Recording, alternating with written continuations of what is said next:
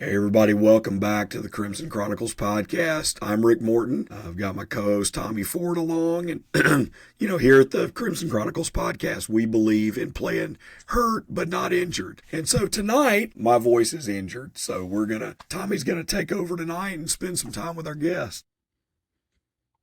Well, thank you, Rick. I hope you get to feeling better soon. So, Trevor, I guess it's pretty much me and you. I have told Rick he can come in at any time and do a follow-up question or whatever. But we have tonight on Crimson Chronicles podcast, Trevor Releford, a great Alabama player, 2011, 12, 13, and 14. Let me tell you a little bit about Trevor. He is number one in Alabama career steals with 263, and he is sixth in SEC history with 263 steals. He is tied for 21st in Alabama single game scoring, 36 points versus LSU in 2013. He is tied for 41st in single game scoring, 34 points versus UCLA, also in 2013. He is number 17 in single season scoring, 574 points, 31 games, 18.5 points a game. That was in 2013-14 season. He is at number 26 in Alabama single season scoring averages at 18.5 a game, also in 2013-14. He is number 4 on the all-time 1,000 point club with 1,873 points. That's his whole career in 2011 through 14. And he's behind only Reginald King, Eddie Phillips, and Leon Douglas. Quite great company there. In a season, he's tied for number 4 in Alabama history in starts with 36. And in a career, he's number 2 in starts with 126, and only Irwin Dudley is ahead of him with 3 more at 129. As a freshman in 2011, Trevor made freshman first team All-SEC. In 2012, he made second team All-SEC. And in 2013 and 14, made first team All-SEC. So, Trevor, it's great to have you today. Thank you. Thanks for having me, Tommy. Rick, thanks for having me. Trevor, before you tell us about your journey from Kansas City to Tuscaloosa, we want to hear about you breaking glass tables and cracking the walls of your home when you were a kid. How about that? What's that? What's going on with that? Yeah, you definitely did some research on that one, but yeah, I mean, my mom and she would definitely, she has a ton of stories on, just playing basketball in the house with my older brothers and us just, creating or imagining a hoop on the wall, and you look up, there's a hole in the wall, just with us just visualizing the goal being there. Just, three boys in the house, just, with this big imagination. And that led to, broken tables as well. And me being the youngest at the time, I never really got in trouble for any of those incidents. But yeah, she knew it would all be for, the end. We were just trying to, hone our skills a little bit in the house. Well, I hear your crossover moves kept her from catching you around the house. You just kind of outran her, didn't you? Yeah, definitely. And as I got older, I mean, it was just impossible at that point. So yeah, she had to get me quick. Well, uh, I think I saw somewhere where, of course, you had brothers that played, including your brother Travis, who played at Kansas, and he was how much older than you? Two years? Yeah, he's 2 years older than me. Okay, so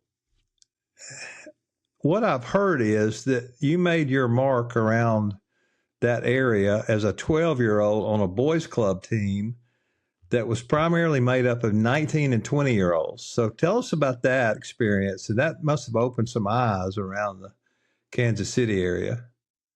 It was just, I mean, I was one of those kids that growing up that I always wanted to be somewhere playing basketball. If that was at the park with the older kids, and in this instance, in this case, it was at the local, community center, and they just needed an extra body. I think it was a way that older guys just seeing if I had that toughness, because I mean, where I'm from, they would throw you into the fire like that sometimes, and just kind of see how you respond. And I remember that game. It was some older guys, and I don't think they thought that I would kind of have the game that I did. But it was just one of those things. It was like, I mean, you got called on, and you just had to be there to answer. And I just wanted to play my best, and for some reason, I couldn't miss that day. And I just vividly remember that goal where I made all the shots. It kind of reminds me of the goal at Maui, if you know what I'm talking about. It's one goal Yeah. in Maui. The rim is just, I mean, they haven't fixed it in years, and everybody tend to shoot better on that rim. And it was kind of similar to that gym. So I played at that community center all the time, and I think that had a little bit to do with me getting hot during that game as well. But definitely a Yeah. cool experience. Well, I know your brother was proud of you for doing that. Well, I mean, you made all Metro Player of the Year in Kansas City. Your high school team was state champions one year. How do you get from Kansas City to Tuscaloosa? What other schools recruited you, offered you a scholarship, and what about Coach Anthony Grant lured you to Alabama? Yeah, so I think I was just on some another pod the other day and was kind of talking about it. And, I mean, Alabama, that connection came from my brother playing with Anthony Grant. Well, Coach Grant, 2 years before I got to college, USA team. So my brother already had a relationship with him. My mom knew him, my AAU coach as well. I think it came down to Oklahoma was my first choice just because I wanted to play with my best friend. I thought I'd have a chance to play football as well at Oklahoma because I received an offer from them to play cornerback.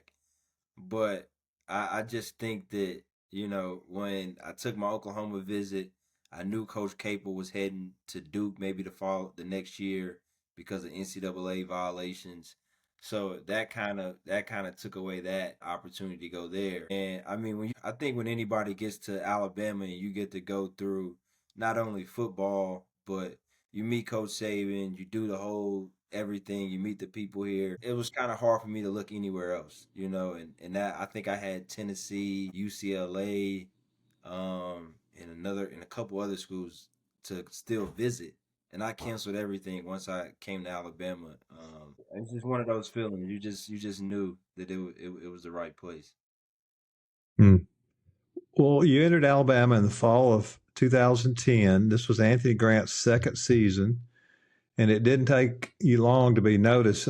I saw a quote from Andrew Steele, who was already there, that said, quote, Trevor had the best ball handling skills of anybody I've seen since my brother played here, talking about his brother Ronald. I could tell right then that was a kid I wanted to play with, unquote.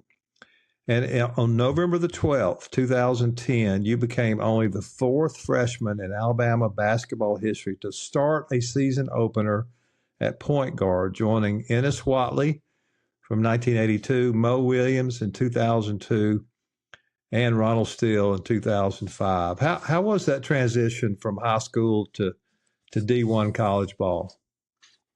I mean, it was a huge jump for me. Definitely from I think I was always a physical kid, so the physicality of the game it didn't really change much for me. Definitely having a football background, but guys like Andrew Steele, Jermichael Green, Scenario Hillman, like just all those guys that I got to learn from my first year, and also get mentorship from, just on how to get through the SEC and how to just kind of get better day by day. We also had Coach Kane, he's been at Murray State. He's with Coach Grant now. He had like John Morant and some other guys. He was actually at the university when I came in as a freshman. And I think he just played a big part. It's just as far as how I approached the game. He was constantly on me every day. And I don't think I realized that until after, he leaves and you see how much just from a day to day, he's staying on me. He's making sure I'm sharp on away games. Just a bunch of little details that he kind of implement early on for me. I kind of got to carry throughout my time in Alabama. So, so yeah, definitely, it was a big change for me.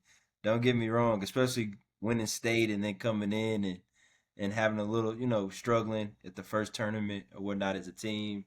But I think Coach Grant giving me the keys early, man, helped me out as far as my growth at Yeah, Alabama. So, yeah. Okay, as the Tide's starting point guard for all 4 years, your teams went 25-12 in 2010-11, 12-4 in the SEC, went all the way to the finals of the NIT and lost to Wichita State. You averaged 11 points a game as a freshman. Your sophomore year in 11-12, Alabama was 21-12, 9-7 in the SEC. It was your only trip to the NCAA tournament. Lost to Creighton in the first round. It was the first time we'd been in the tournament in about 6 years. The starters that year were you, Trevor Lacey, Andrew Steele, Levi Randolph, and JaMychal Green. Top reserves were Tony Mitchell and Nick Jacobs. You averaged 12 points per game that year. Tell us about that first trip to the NCAA. I mean, it was. I mean, just thinking back on my time, it was everything that to do it that year. Wish we would have went, every year in school. Especially being a point guard. I mean, that's how I feel like you get judged on wins and losses. You know what I mean? And that's the right thing to do. So I definitely think we went a lot more to the tournament, but that one experience, I mean, it was good. I wish we had our whole team for that game, but I mean, a lot of stuff happened that year, and I mean, it was good that we started pretty hot, but yeah, I wish we could have did that a little bit more. I mean, it's just kind of I'm glad to see where they at now, for sure. Yeah. Well, your junior year, Alabama was 23-13, 12-6 in the SEC. A loss to Maryland in the third round of the NIT. That game was in Tuscaloosa. I remember that. You averaged 14.9 points per game. And then your senior season, I thought this was going to be a great team for us. Whatever happened, 13-19, 7-11 in the SEC. You lost to LSU in the first game of the SEC tournament. You averaged 18.5 points per game, and that was the season that most of your records were set and still hold. Any thought on any of those? How was it to play for Coach Grant during that time? I mean, during that time, it was. I mean, I think it was just tough, throughout the program. I guess you would say. I mean, just looking at some of the recruiting throughout the years. From I think one year we brought in one guy out of Mississippi, Devontae Pollard. So I mean, Yeah. it was a lot of. I think it was a lot of ups and downs during that time, but I think most of the guys would say on there is that we try to create some identity for the university. I thought as far as defensively, I mean, we kind of laid our hat on that end, and I think as the game changes, your style of play changes as well, and I mean, it was tough. Don't get me wrong, but I think a lot of those guys were just kind of looking back on that time like we wish we realized what we kind of had as a team. We could have done more, but I think the Alabama program, just looking back from Anthony Grant, to Avery Johnson, it's just taking steps to kind of where they at now, and I mean, yeah, we try to make the best of that season. I hate the way we finished, going out as a senior that way. But I feel like me personally, I just always try to do as much as I can when I was on the floor or for the team, and that's all you can really ask for at the end of the day, and just hope that everybody is good where they at, and we kind of cheering the guys on now. So I mean, it was good. Well, Trevor, I've been watching Alabama basketball in person since the, I guess, early mid 70s.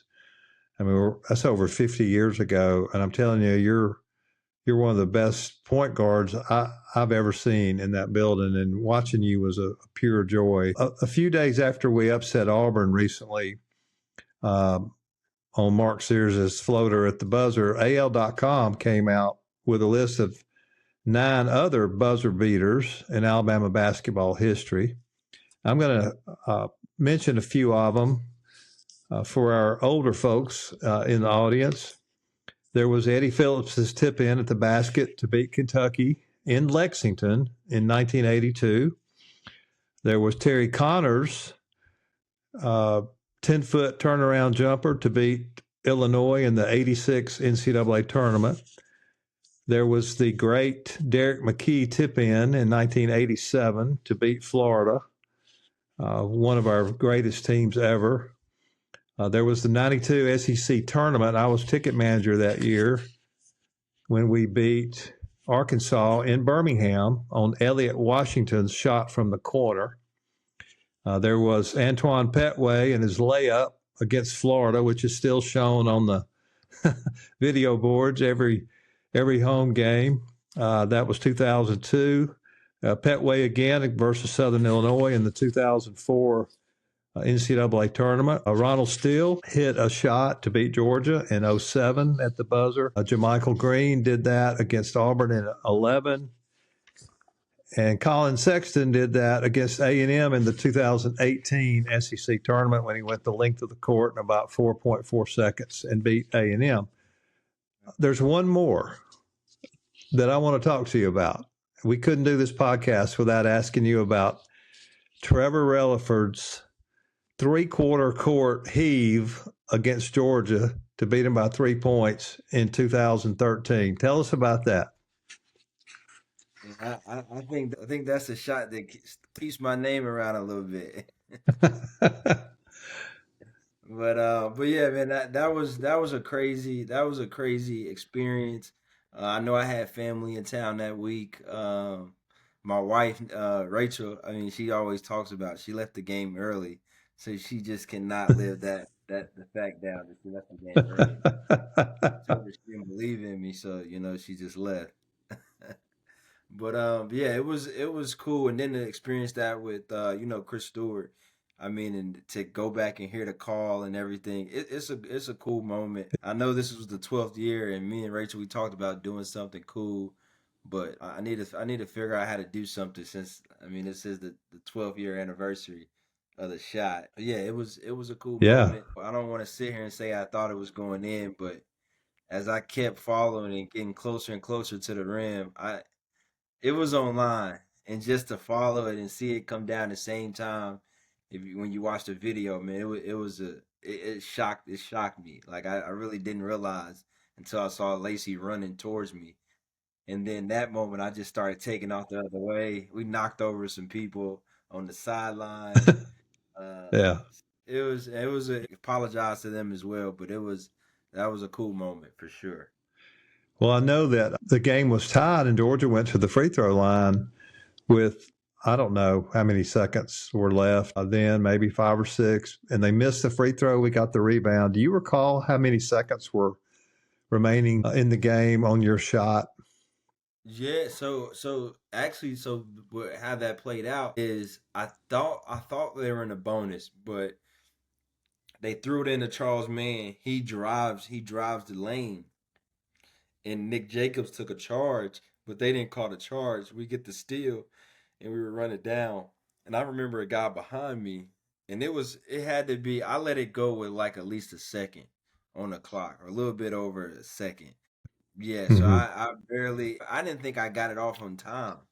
Just how, because he swipes by my head, and then I let it go, and I thought that it would happen at the same time as it went off, but then you look back, it was clear as day out of my hand, and yeah, it had to be. Well, even if you had missed it, it would have gone into overtime. So the pressure was off. All you had to do was win the game, and you did. I don't know if you remember it, but Trevor, on that game or during that game, we honored. We had the 100-year anniversary of Alabama basketball. And I was doing the A Club then, and we brought back over 100 players from all the way back to as long as they were living, and recognized them at halftime for the 100-year anniversary of that. It was a great day. But okay, your career's over. Yeah, your career's over. Your name was not called in the 2014 NBA draft. I know you spent the summer league playing for the Hawks, but following that, it didn't take long for you to take your talents to Europe. From 2014 to 2020, you went from Poland to Greece, from Greece to Israel, back to Greece, then to Germany. 6 different teams, 4 different countries in a 6-year span, and everywhere you went, you averaged double figures. Share with us your professional career in Europe. Where was your favorite stop? Any funny or interesting stories from that time? That had to have been a great learning experience for you.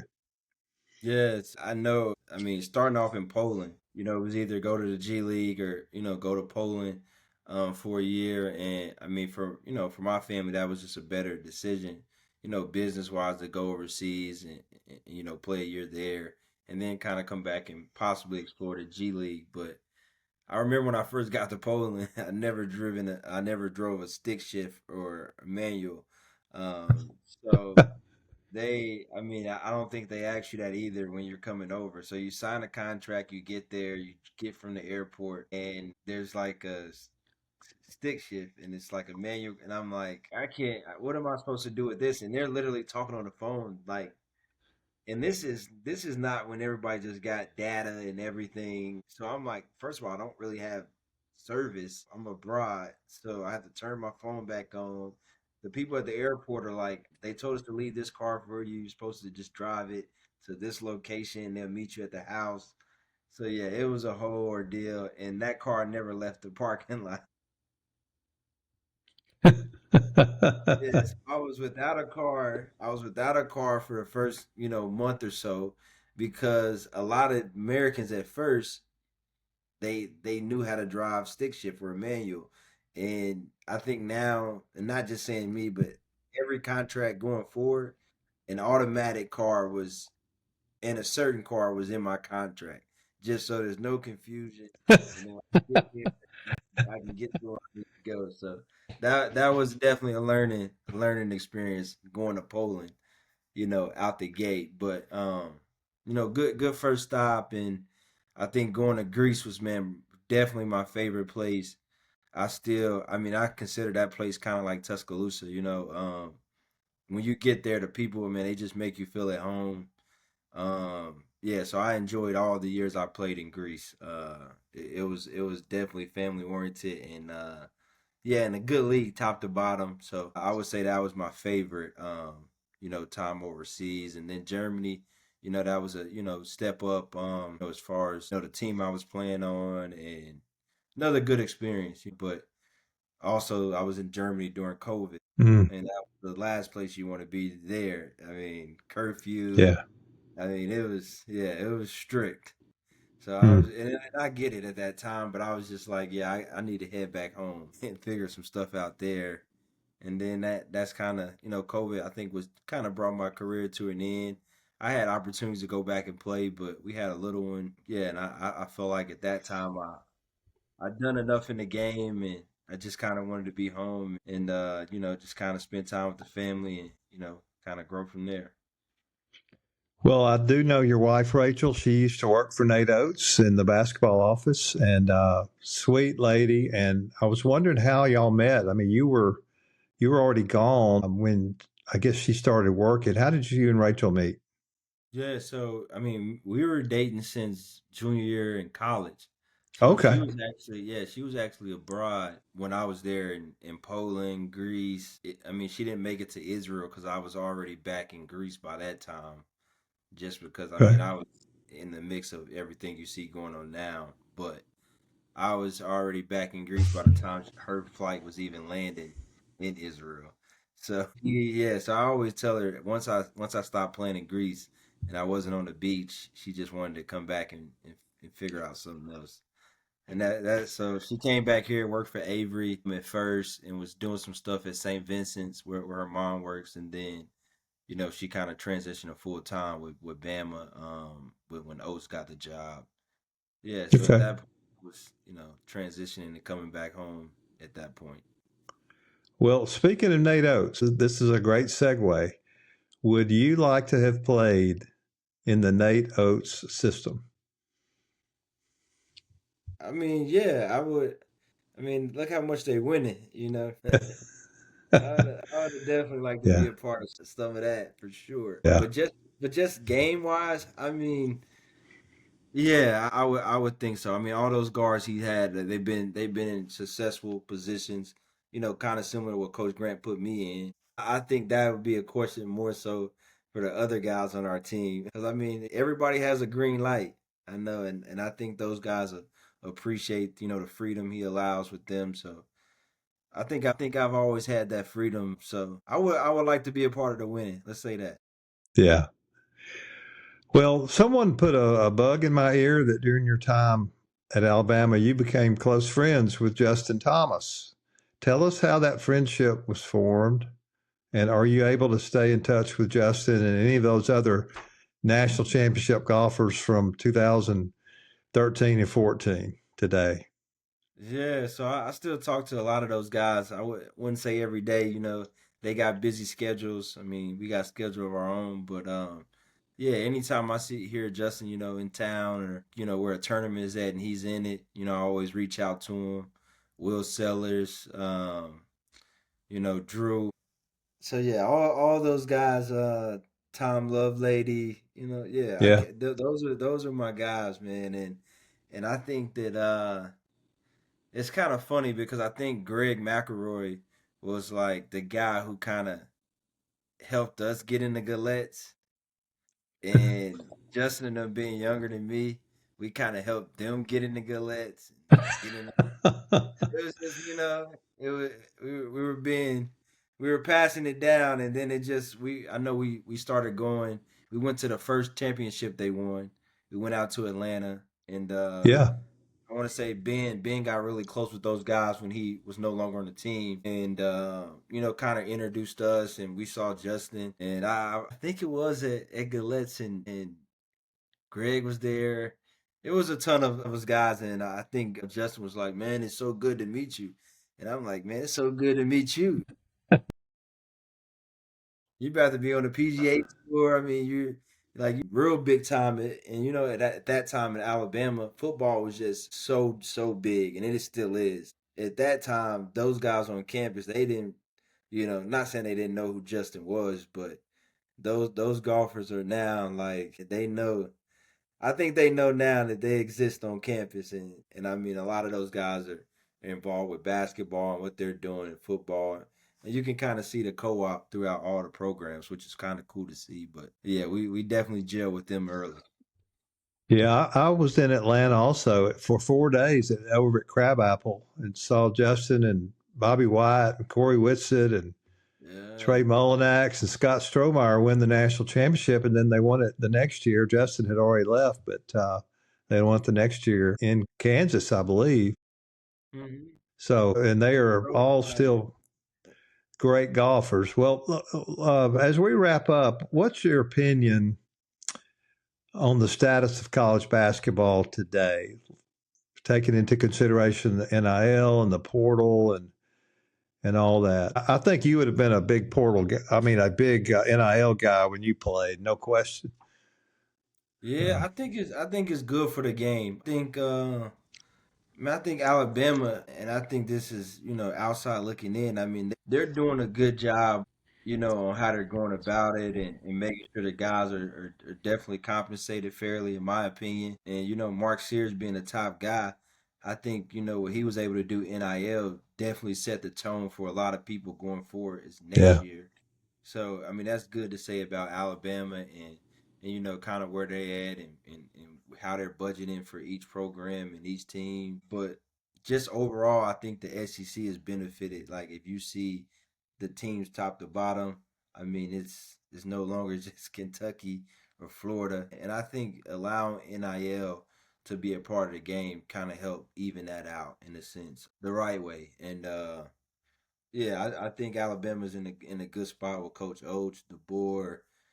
I mean, even the women's basketball team. I mean, just everybody is able. I Yeah. think to another step with this NIL, and they're going about, even some of the real estate stuff they're doing with the guys, all the resources Alabama. I mean, just even for me being outside of basketball or not playing anymore, I can still make a call up there, and the resources are just unlimited with Alabama. So I think that's why you've been able to see them, take that step with NIL, being a part of it. So it's cool to see. It's cool to see what the program's doing.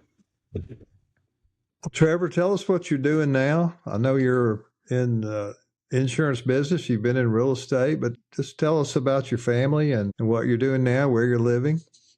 Yeah, so we're living in Birmingham. We've been here probably last 3-4 years doing commercial insurance with actually Terrence Mead, who also played with the Tide. I'm on Yeah. his team and win. So he was a guy that brought me on and kind of showed me the ropes in that space and kind of helped me transition a life after basketball. I mean, I can't thank him enough. And then yeah, we're definitely doing some real estate stuff and more on the investing side with some of my friends and former teammates. I think everybody likes, flipping houses and kind of doing some development and doing some other, Section 8 affordable housing things as well. And just to try to get back in that way as well. So yeah, we just kind of transitioning. I always tell people that it's just like, life after basketball. We have all these, goals and ideas after that you want to just kind of put your money in and kind of let it continue to work. That's kind of where I'm at now, and just enjoying all the stuff with my little girl. And we got a baby on the way.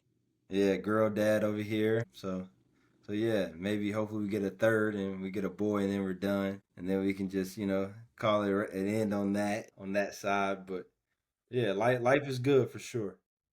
Yeah, just put a basketball in his hands and just have him stay away from the glass tables in your house. So, well, Trevor, it's great to see you and great to have you on Crimson Chronicles. I do want to encourage anyone watching or listening to see us on Spotify, YouTube, Apple Podcasts, and like us and subscribe to our channel. And we've got several more basketball episodes coming up, but we sure do thank you for being on tonight. Yeah, appreciate you having me, Tommy. Thanks, Rick. Hopefully your voice gets better too. Hey, Trevor, we finish this podcast the same way every time. So how about giving us a big roll tide? Roll Tide.